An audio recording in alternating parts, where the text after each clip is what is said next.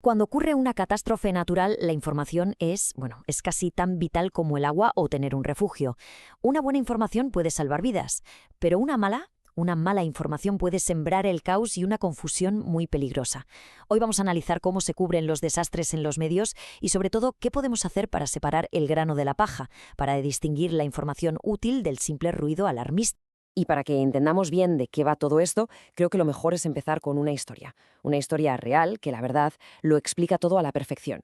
Nos vamos al 26 de diciembre de 2004.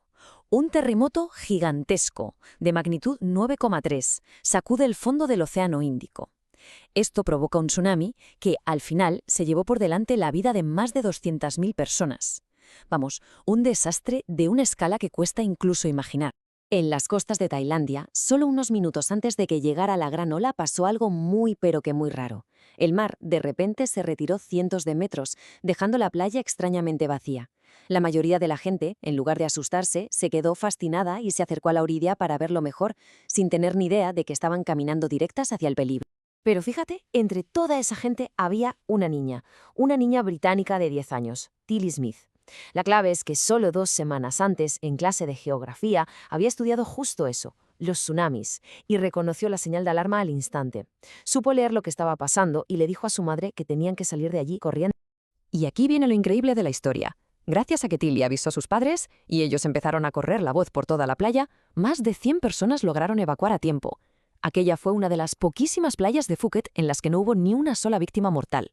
O sea que una simple lección de geografía salvó literalmente cientos de vidas. El conocimiento adecuado en el momento preciso. Esa fue la mejor herramienta de todas.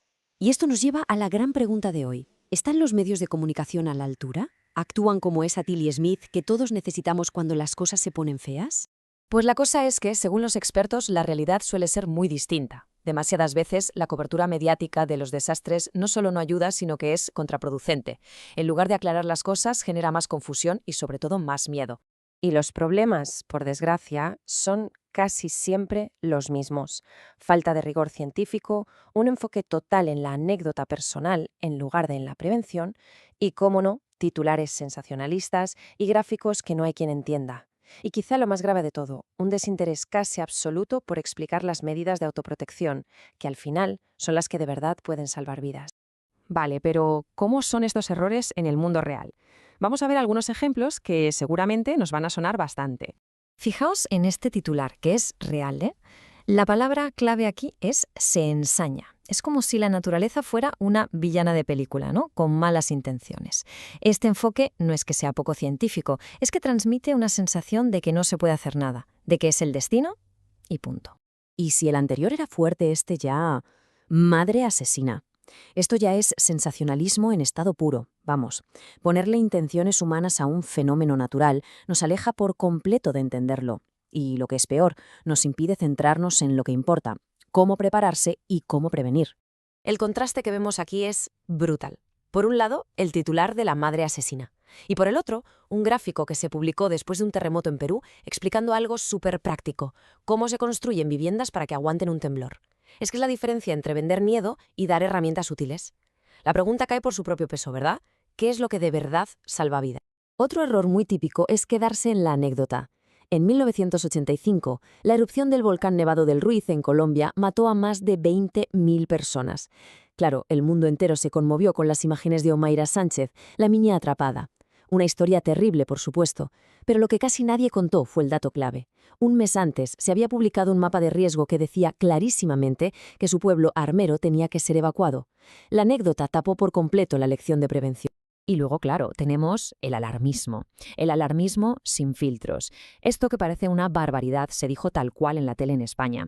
Y es que es científicamente imposible. Este tipo de mensajes no solo crean un pánico que no sirve para nada, sino que destrozan la confianza de la gente. El día que haya una alerta de verdad, ¿quién se la va a creer? Vale, ya hemos visto la parte negativa, todos los problemas. Pero esto no va solo de criticar, claro. También hay propuestas y soluciones concretas para darle la vuelta a la tortilla. La idea en el fondo es muy sencilla, pero muy potente. Crear un código de buenas prácticas, un protocolo, para que las noticias sobre catástrofes dejen de ser un espectáculo morboso y se conviertan en lo que de verdad tienen que ser, una herramienta de supervivencia, y para que la gente esté formada. Y de aquí sale una propuesta muy concreta, Este marco que han llamado catástrofes. Y ojo, que no es solo una palabra, es toda una filosofía de cómo hacer las cosas. Pensemos en ello. C, de conciencia, para ver cada desastre como una oportunidad para educar. A, de anticipación, para estar preparados de antemano. Luego, T, de tratamiento científico.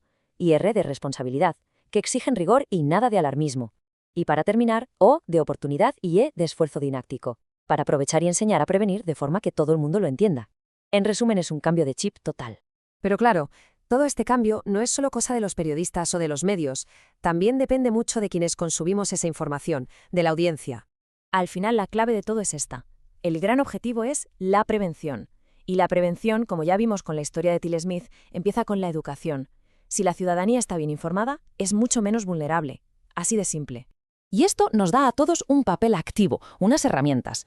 La próxima vez que veamos una noticia sobre un desastre, podemos preguntarnos, a ver, ¿me explican las causas o se quedan solo en enseñar los destrozos? ¿Se basan en historias emotivas o están hablando con expertos? Y sobre todo, ¿me están dando algún consejo práctico sobre cómo protegerme? Comparar entre distintos medios y apoyar a los que lo hacen bien es fundamental. Así que, para terminar, volvemos al principio, a la historia de Tilly, que nos enseña el poder inmenso que tiene el conocimiento. La gran pregunta que queda en el aire es, ¿si mañana pasara algo? ¿La información que recibimos sería nuestra Tilly Smith? ¿Nos ayudaría a salvarnos? ¿O sería simplemente un altavoz que amplifica el caos? La respuesta, en gran medida, depende de lo que nosotros, como audiencia, empecemos a exigir.